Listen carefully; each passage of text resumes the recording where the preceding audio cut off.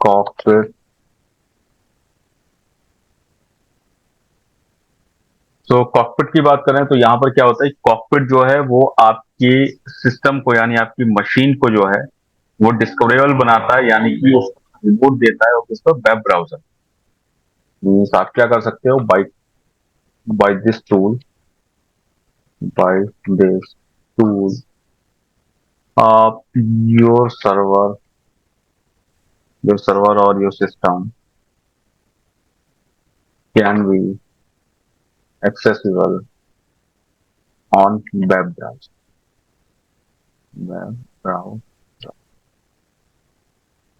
and perform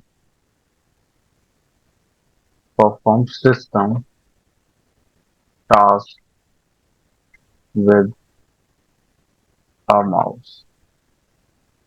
यानी इससे फायदा देखो क्या है, हम नॉर्मली जो अभी यूज कर रहे हैं तो इस तरीके से कर रहे हैं, बहुत सारी चीजें हम जो है वो ग्राफिकली नहीं कर रहे हैं। बट आप चाहते हो कि आपके नेटवर्क के अंदर, जैसे आपके नेटवर्क के अंदर एक सिस्टम एडमिनिस्ट्रेटर होगा, बाकी सारे जो होंगे वो उसके क्लाइंट होंगे। आप चाहते हो कि बाकी सारे आपके जो क्लाइंट हैं उन सब में से अगर किसी भी सिस्टम पे कभी भी कोई जरूरत पड़े, आपको सिस्टम को मॉनिटर करना है या आपको सिस्टम में कभी कुछ ट्रबल शूटिंग करनी है, एक तो तरीका क्या है, आप इधर एसएसएच पे रिमोट ले लो। ठीक, जो हमने पढ़ा था एसएसएच में। बट क्या होगा, यहाँ पे आपको सीएलआई पे रिमोट मिलेगा। चीजें आप कमांड पे कर सकते हो, यानी ये आपको बार बार क्या है कमांड चलानी पड़ेगी अगर कुछ भी देखना है कि उसमें सीपीयू यूज कितना है, या फिर उसमें लॉक्स कौन से जनरेट हो रहे हैं, या कुछ भी अगर आपको करना है तो वहां पे बार बार आपको वो चीज जो है वो रन करानी पड़ेगी। जबकि दूसरा तरीका क्या है, अगर आप चाहते हो कि हम एक तरीके से ग्राफिकल में रिमोट ले लें। ग्राफिकल मीन्स क्या, रिमोट मुझे सेम टू सेम नहीं दिखेगा बट मैं चीजों को मॉनिटर कर सकता हूँ। आपके क्लाइंट ने बोला कि मेरी मशीन में ये प्रॉब्लम आ रही है, ये चीज रन नहीं हो रही है कुछ भी। आप क्या करो, इसका जो है अपनी मशीन के ऊपर रिमोट ले सकते हो कॉकपिट का यूज करके। अब कॉकपिट में फायदा क्या है, देखो कॉकपिट पहला तो क्या, ये लाइट वेट है। ठीक, यानी इसमें आपको बहुत ज्यादा कोई ऐसा मशीन पे लोड नहीं जा रहा कि बहुत ज्यादा रैम यूज होगी, बहुत ज्यादा प्रोसेसर यूज होगा। दूसरा क्या है, बिल्कुल फ्री ऑफ कॉस्ट है। तीसरा ये ओपन सोर्स है। और आपका ओपन सोर्स के साथ में क्या, वेब बेस्ड है। वेब बेस्ड मतलब क्या, एसएसएच के लिए मुझे क्या करना पड़ता है, एसएसएच की सर्विस इनेबल करनी पड़ती है, एसएसएच के मुझे और भी बहुत सारी चीजें लाइक एसएसएच का टूल होना चाहिए, बाय डिफॉल्ट वैसे आता है लिनक्स के अंदर। बट नहीं है तो हमें इंस्टॉल करना पड़ेगा। जबकि वेब ब्राउजर हर ऑपरेटिंग सिस्टम में होता है, कोई भी वेब ब्राउजर हो हर ऑपरेटिंग सिस्टम में होता है। और यहां तक कि ये तो बात थी कि लिनक्स से लिनक्स की, अगर आपको आपका जो सिस्टम है, जो यहाँ सर्वर है, ये विंडो पे चल रहा है, फिर कैसे रिमोट लें? क्योंकि अगर मुझे इनका रिमोट लेना है तो मेरे पास यहाँ पे होना चाहिए, या फिर मैं विंडो में अगर रिमोट लेना चाहता हूँ एसएसएच पे तो मुझे अलग से सॉफ्टवेयर होते हैं वो यूज करने पड़ेंगे, जैसे यहाँ पर पुट्टी सॉफ्टवेयर आता है, वो इंस्टॉल करना पड़ेगा। मोबा एक्सटर्म आता है, वो करना पड़ेगा। या फिर शायद हाइपर टर्मिनल भी आता है, बहुत सारे आते हैं। तो वो हमें इंस्टॉल करने पड़ेंगे, और सॉफ्टवेयर इंस्टॉल करने का मतलब कि अपने सिस्टम पे लोड बढ़ा देंगे, और हम सिस्टम पे लोड नहीं बढ़ाना। तो उस केस में हम क्या कर सकते हैं, यहाँ पे कॉकपिट का यूज कर सकते हैं। एंड कॉकपिट मुझे वेब ब्राउजर जो मेरे पास अवेलेबल है ऑलरेडी वहां पे मैं एक्सेस कर सकता हूँ, चाहे वो विंडो हो चाहे वो लिनक्स हो, यहाँ तक कि आपका मोबाइल भी हो सकता है, उसके भी वेब ब्राउजर पे मैं चला सकता हूँ। बस यहाँ पर आपका जो नेटवर्क है वो सेम होना चाहिए, यानी सेम नेटवर्क के अंदर आप ये सारी चीजें परफॉर्म कर सकते हो, आप डिफरेंट नेटवर्क में नहीं कर सकते। ठीक, बताओ। समझ गया। ठीक, अब इसे हम करेंगे कैसे यहाँ पर यूज। तो उसके लिए देखो, सबसे पहले तो हमें यहाँ पर जो पैकेज है वो इंस्टॉल करना होता है, बट बाय डिफॉल्ट ये पैकेज होता है। अगर किसी ने कभी अनइंस्टॉल कर दिया तो कैसे करो, मैं इसलिए बता रहा हूँ यहाँ पर, बट वैसे है यहाँ पर आपके पास अवेलेबल तो हमें इसकी नीड नहीं है। तो आप क्या करोगे, सिंपल कॉकपिट करोगे, एंड यहाँ पे अभी आपको देखो दिखाएगा कि ये पहले से अवेलेबल है। तो देखो, dependency resolve, nothing to do, complete, मतलब पहले से अवेलेबल है, ये ऑलरेडी इंस्टॉल। ठीक है, दूसरा मुझे यहाँ पे क्या जरूरत है, इसकी जो सर्विस है वो मुझे चेक करनी है। So system CPL and status, and इसकी जो सर्विस होती है वो होती है कॉकपिट डॉट सॉकेट। ये मैं चेक करूंगा तो ये क्या है, अभी इनएक्टिव है। ठीक, सो मुझे इसे स्टार्ट करना पड़ेगा। So system CTL start and hyphen hyphen now space cockpit dot socket. ठीक है, हमने यहाँ पर स्टार्ट कर दी एंड साथ में हम इनेबल भी कर देते हैं। इनेबल इनेबल हो गई कि नेक्स्ट टाइम जब भी मैं सिस्टम स्टार्ट भी करूंगा तो ये मुझे इनेबल मिलनी चाहिए। एंड इसके अलावा मुझे क्या फायरवॉल में ऐड करना है इसे। तो अगर मैं यहाँ पहले से चेक करूँ तो firewall firewall hyphen cmd hyphen hyphen list hyphen all, तो यहाँ पे कॉकपिट बाय डिफॉल्ट जो है अवेलेबल होता है। ठीक, तो मुझे इसे ऐड करने की जरूरत नहीं है। अगर ऐड करना पड़ेगा, अगर बाई चांस किसी ने हटा दिया है, तो firewall hyphen cmd hyphen hyphen permanent hyphen hyphen add hyphen service equal to cockpit, इस तरीके से हम ऐड कर सकते हैं जैसे हमने पीछे भी ऐड किया। देन उसके अलावा आपको क्या करना पड़ेगा, रीलोड करना। ठीक, सिंपल इतना करने के बाद अब मुझे क्या करना है, मैं किसी भी वेब ब्राउजर पे इसका रिमोट ले सकता हूँ। तो मैं अपनी मशीन पे लेता हूँ यहाँ पर जो अपना सिस्टम है, एंड उसके लिए मुझे इसका आईपी चाहिए होगा। So if config and IP है इसका 1.11। सो मैं ये आईपी यूज करूंगा and just let me share again. ठीक है, सो मैं भी यहाँ पे क्रोम ओपन करता हूँ। Window R window R Chrome, and मैंने यहाँ क्रोम ओपन किया। क्रोम की स्क्रीन आ रही है ना? हाँ सर। ठीक है, यहाँ पे मैं क्या करूंगा, किस तरीके टाइप करना है, तो सबसे पहले आपको करना है HTTPS कॉलन स्लैश स्लैश जो आईपी है आपकी मशीन का वो आईपी 1.11 था। एंड ये ध्यान रखना है बस, इसके बाद कॉलन करके आपको यहाँ पर 90 और 90 ये जो आपका पोर्ट नंबर होता है कॉकपिट का बाय डिफॉल्ट में वो यहाँ पे ऐड करना। एंटर करोगे आप, एंड एंटर करने के बाद ये वहां पे कनेक्शन स्टैब्लिश करेगा। एंड तब तक अगर हम यहाँ पर देखें तो जब मैंने यहाँ कमांड चलाई थी, तो देखो यहाँ पे हमें क्या दिखाता है, जब मैंने कॉकपिट सर्विस के लिए चलाई थी तो इसका पोर्ट नंबर दिखाता है 9090। तो ये यहाँ से पता लगा कि इसका पोर्ट नंबर क्या है। ठीक, तो यहाँ पे ये चेक हो जाता है कि ये इस समय किस पोर्ट नंबर पे काम कर रहा है। तो बाय डिफॉल्ट ये 9090 है, तो किसी ने कभी चेंज नहीं किया तो। एंड अभी जो हम ब्राउजर पे थे, कहाँ गया ये, कुछ इस तरीके से दिखेगा आपको जब आप यहाँ रन कराओगे। तो यहाँ पे आपको एडवांस में जाके एंड प्रोसीड कर देना है अपने आईपी के साथ में। सो कोई नहीं, हम इस मशीन पे ही चलते हैं जहाँ मशीन पे थे, इसी के ब्राउजर पे एक्सेस करते हैं। एवरीथिंग सेम ही, या फिर हम दूसरे पे भी कर सकते हैं, वैसे दूसरी मशीन है बट पहले इस पे करते हैं, इस पे ओपन हुआ हुआ है वरना टाइम ज्यादा ले। तो यहाँ पे हम टाइप करते हैं सेम वही H T T P S colon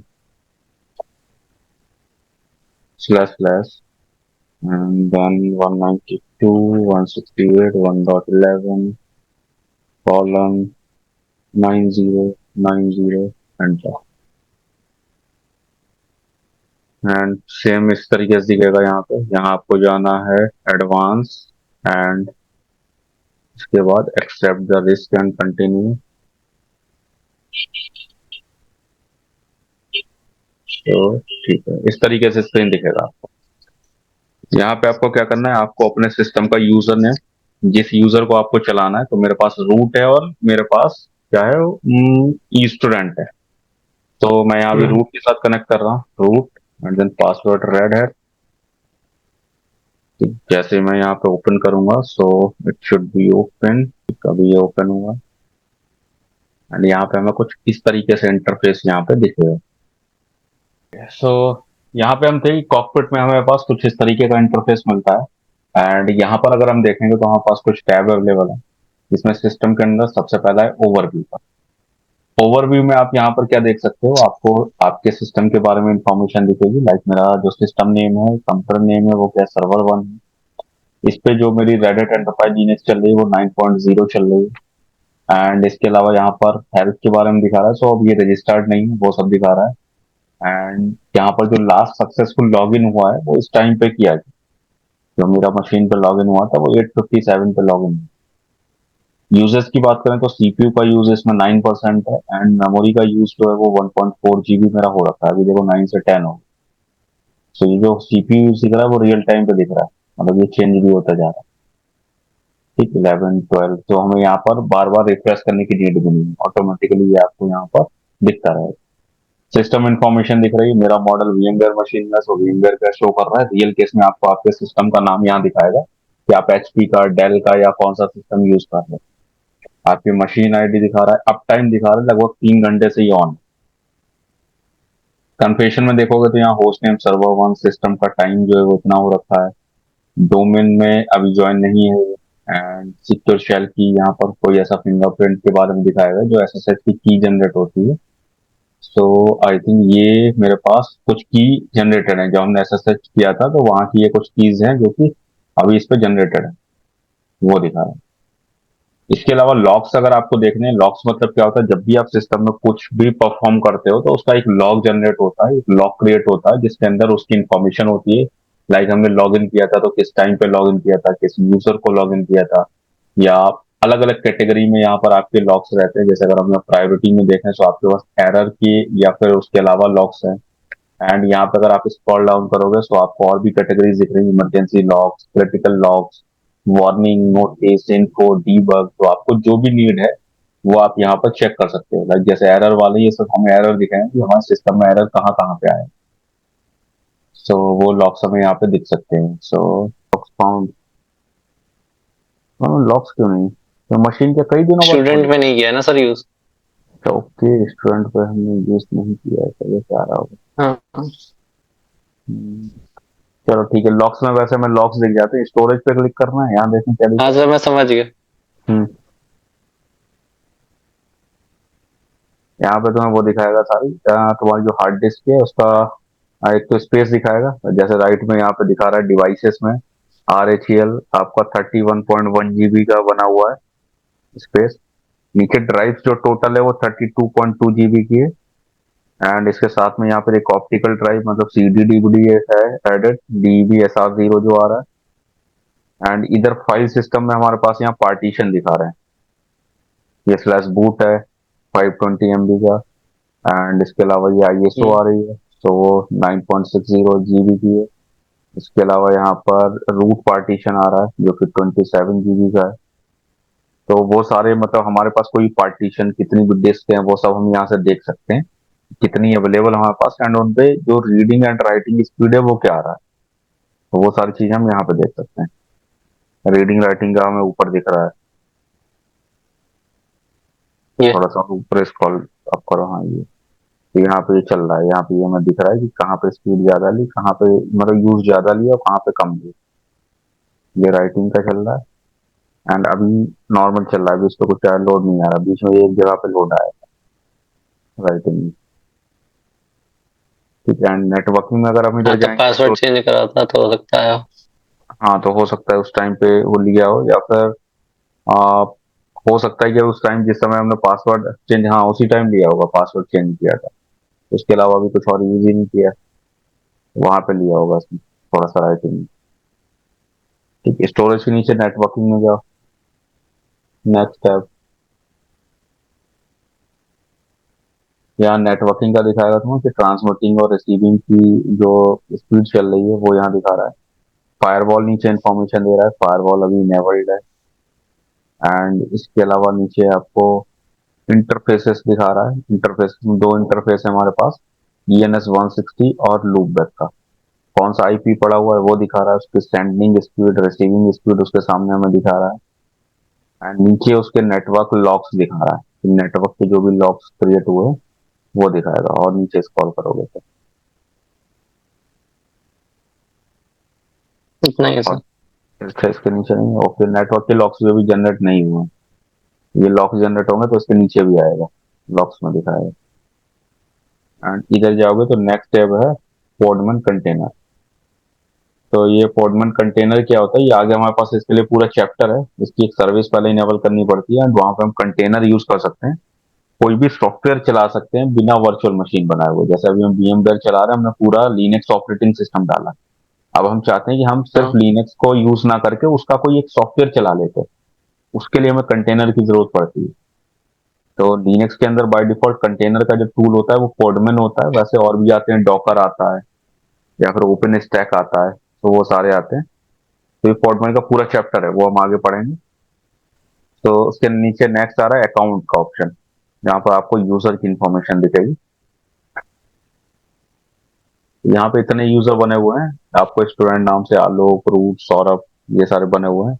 उनकी यूआईडी, उनका फुल नेम, लास्ट एक्टिव कब थे वो चीज दिखा रहा है, मतलब एक्टिव थे या नहीं थे, नेवर लॉग इन है या रूट जो है वो लॉग इन हुआ है। एंड ये कौन से ग्रुप के साथ ऐड है वो भी दिखा रहे हैं यहाँ पर। कुछ जो है एडमिन स्टूडेंट के साथ में ऐड है, एक ये आलोक ग्रुप के साथ में ऐड है, सौरभ जो है वो अकाउंट ऑफ फैशन के साथ में ऐड है। तो वो सारी इंफॉर्मेशन भी हमें यहाँ पर दिख रही है।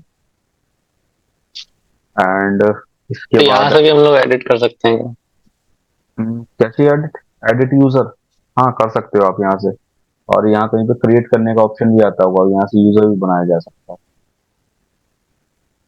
यहाँ पे कहाँ आना चाहिए, ऊपर आई थिंक इस पे मोर पे क्लिक करके, लेकिन वो ग्रुप का देगा। ये तो ग्रुप आ रहे हैं सारे अकाउंट। नहीं, अकाउंट में देखो, यहाँ कहीं होना चाहिए लेकिन नहीं है option। ओके, यहाँ पे इसलिए नहीं दिखा रहा है क्योंकि हमने स्टूडेंट यूजर रूट लॉगिन नहीं है। किया हुआ है, रूट लॉगिन नहीं किया। रूट किया होता तब दिखाता वो। तो वो ऊपर लिमिटेड एक्सेस है हमारे पास, ये नहीं दिखा रहा, वरना वहां पे दिखाता है यूजर क्रिएट करने का। आप यूजर क्रिएट भी कर सकते हो, यूजर डिलीट भी कर सकते हो।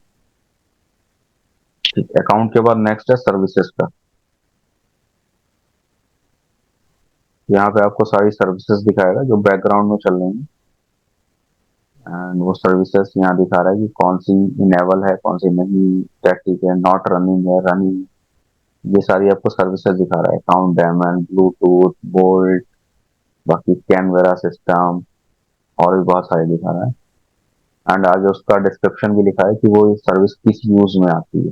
जैसे ये कॉकपिट की दिखा रहा है, cockpit MOTD, crony wait, crony D. And नीचे कॉकपिट जो हम यूज कर रहे हैं, जो वेब सर्विस दिखा रही है रनिंग, ये भी आ रही है। तो ऐसे ही आप और भी कोई सर्विस है तो वो हमें दिखेगी। फायरवॉल की भी कहीं होनी चाहिए, फायरवॉल डी करके। यार ये फायरवॉल डी करती, ये फायरवॉल डी, ये फायरवॉल की है, सो अभी रनिंग है, मतलब फायरवॉल हमारा काम करता है। एंड और कौन सी थी, एसएसएचडी की सर्विस थी, मैंने एसएसएच किया था, वो भी हमें कहीं ना कहीं दिखाएगा, एसएसएच नीचे होगा।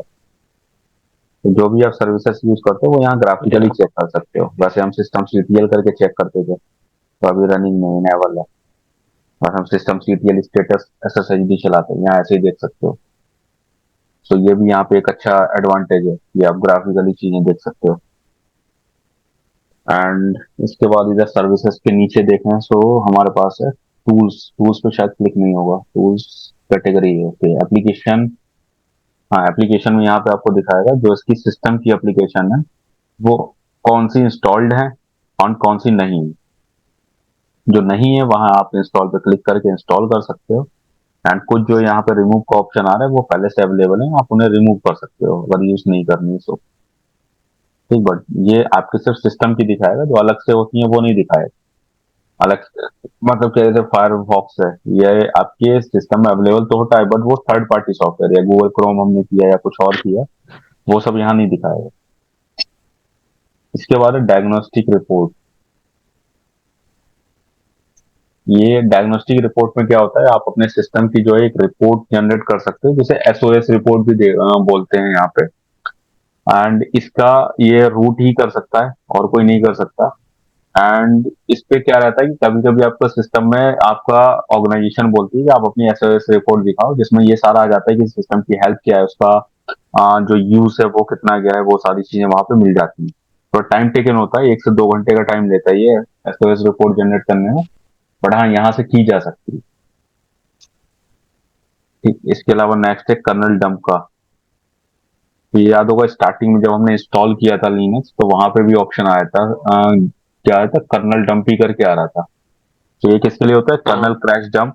कि अगर आपको कभी सिस्टम में आपका कर्नल क्रैश करता है एंड ये सर्विस इनेबल है, जैसे अभी बाय डिफॉल्ट इनेबल है हमारे पास, तो उस केस में क्या करेगा, ये आपकी एक लॉग फाइल जनरेट करेगा आपके स्लैश वार, एंड वार के अंदर एक डायरेक्टरी होती है, आई थिंक किस नाम से होती है, स्लैश वार स्लैश क्रैश नाम से होती है, शायद क्रैश या कर्नल नाम से होती है। उसके अंदर आपके जो है वो लॉग जनरेट कर देगा कि आपका क्रैश क्यों हुआ था, उसका रीजन क्या था। सिस्टम पे लोड ज्यादा बढ़ गया था, कोई ऐसी सर्विस आपने यूज कर ली थी, कुछ अनवांटेड सॉफ्टवेयर चलाया था, तो वो इश्यू हमें वहां पे देखने को मिल जाए। ठीक, एंड नीचे है उसके बाद एसी लिनक्स है। तो एसी लिनक्स में क्या है, ये भी अलग अलग से आपका पूरा टॉपिक है। अगर आपने एसी लिनक्स की कोई यहाँ पर एक तरीके से लिस्ट बनाई हुई है, यानी कुछ भी आपने यहाँ पे पॉलिसी बनाई हुई है, सो उस चीज को आप यहाँ चेक कर सकते हो। सो इसे भी हम आगे पढ़ेंगे, पूरा चैप्टर है इसके लिए। नेक्स्ट सॉफ्टवेयर अपडेट का दिखा रहा है। सॉफ्टवेयर अपडेट में यहाँ पे आपको अभी दिखा रहा है कि 440 अपडेट अवेलेबल है, इंक्लूडिंग 98 सिक्योरिटी फिक्सेस। इस पे क्या वो ऐड किया था क्या अकाउंट? सब्सक्रिप्शन ऐड किया था तो किया कल था ना? चेक हाँ, करने के लिए। हाँ, तभी वो कल ही उसने क्या किया, अपडेट उठा ली over the internet.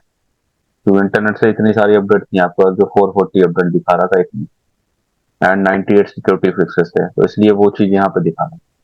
Automatic update set नहीं है, बट हाँ हम इन्हें कर सकते हैं, या तो यहाँ पे इंस्टॉल और अपडेट कर देंगे तो ये इंस्टॉल कर लेगा जो नीचे आ रहा है यहाँ से। बट अभी मत करना, अभी टाइम से स्लो कर देगा सिस्टम को अपडेट हाँ, फिर। कर दिया मैंने। हाँ चलो ठीक है, वो हुआ नहीं। हाँ बट अभी स्लो कर देता है ये सिस्टम को। ठीक, वैसे यहाँ से भी कर सकते हैं, नहीं होता यहाँ से तो आप वहां जाके यम सर्वर कॉन्फ़िगर होना चाहिए। आप यम स्पेस इंस्टॉल स्पेस सॉरी यम स्पेस अपडेट कर सकते हो, अपडेट ऑल कर सकते हो, सारे हो जाएंगे। कोई स्पेसिफिक करना है तो यम स्पेस अपडेट स्पेस उस सॉफ्टवेयर का नाम दे सकते हो।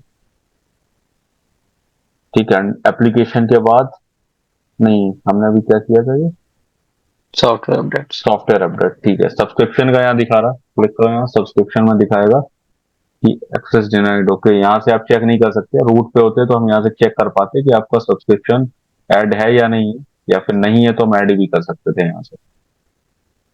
टर्मिनल पे जाओगे तो आपको टर्मिनल मिल जाएगा, जैसे आप टर्मिनल एसएसएच पे चलाते हो वैसे यहाँ से कुछ भी कमांड परफॉर्म कर सकते हो।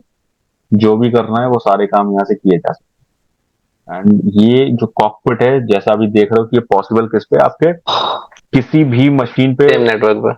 हाँ, सेम नेटवर्क में होना चाहिए, आपका ब्राउजर बस होना चाहिए, कोई भी हो सकता है, चाहे वो विंडो हो, जैसा भी विंडो पे तुमने एक्सेस किया हुआ है, या कुछ भी हो, मोबाइल हो, एंड्रॉयड हो, कहीं भी एक्सेस कर सकते हो।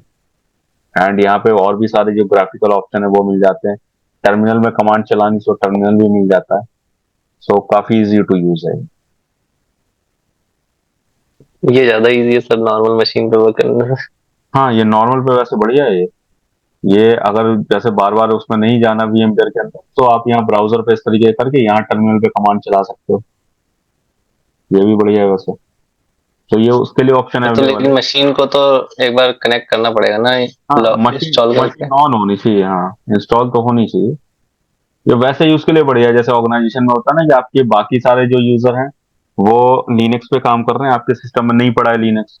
अब या तो मैं एसएसएच करने के लिए लिनक्स इंस्टॉल करूं, और या फिर मैं वहां पे कुछ सॉफ्टवेयर इंस्टॉल करूं, तो उससे अच्छा है मैं ये यूज कर लूं यहाँ पे। तो हम्म। यहाँ पे मुझे इंटरफेस वगैरह सब मिल जाएगा, और अलग से कुछ इंस्टॉल भी नहीं करना है। जब मतलब आपको यूज करना है कनेक्ट करवाओ, जो नहीं करना है डिस्कनेक्ट कर दो। तो उस पर्पज में ये बढ़िया है। ठीक, बताओ इतना।